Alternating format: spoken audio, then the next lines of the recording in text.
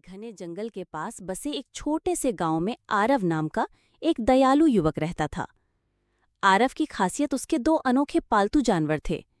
एक छोटा सुनहरे पंखों वाला ड्रैगन जिसका नाम अग्नि था, और एक नन्हा हाथी जिसे सब प्यार से गजराज बुलाते थे।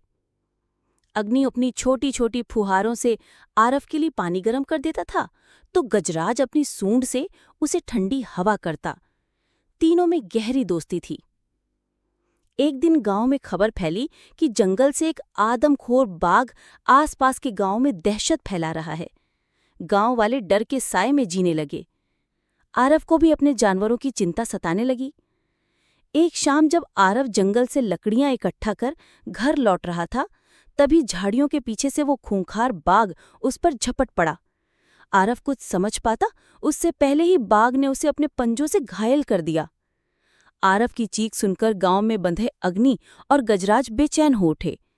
अपनी दोस्ती का वास्ता देकर दोनों अपनी रस्सियां तोड़कर जंगल की ओर दौड़ पड़े। वहां पहुंचकर उन्होंने देखा कि बाघ आरव को घसीट कर ले जाने की कोशिश कर रहा है। ये देखकर अग्नि ने गुस्से में अपनी छोटी सी ज्वाला बाघ की पूंछ पर छोड़ दी। पूंछ जलते ही बाघ दर्द से तिलमिला उठा और उसने आरव को छोड़ दिया। इतने में गजराज ने अपनी पूरी ताकत से बाघ को एक जोरदार टक्कर मारी।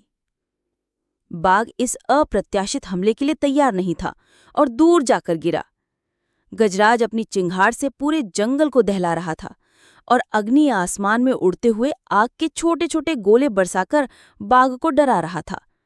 अपनी जान बचाने के लिए बाघ घने जंगल में भाग गया। इसके बाद अग्नि और गजराज दौड़कर अपने मालिक आरव के पास पहुंचे और उसे सहारा देकर गांव तक ले आए। गांव वालों ने जब ये पूरी कहानी सुनी तो वे हैरान रह गए। उन्होंने आरव के साथ साथ उसके वफादार दोस्तों अग्नि और गजराज का भी खूब ख्याल रखा। इस घटना के बाद से न केवल आरव बल्कि पूरा गांव अग्नि और गजराज को सम्मान की नज़र से देखने लगा। ये कहानी एक इंसान और उसके असाधारण पालतू जानवरों के बीच के गहरे प्रेम और वफादारी की मिसाल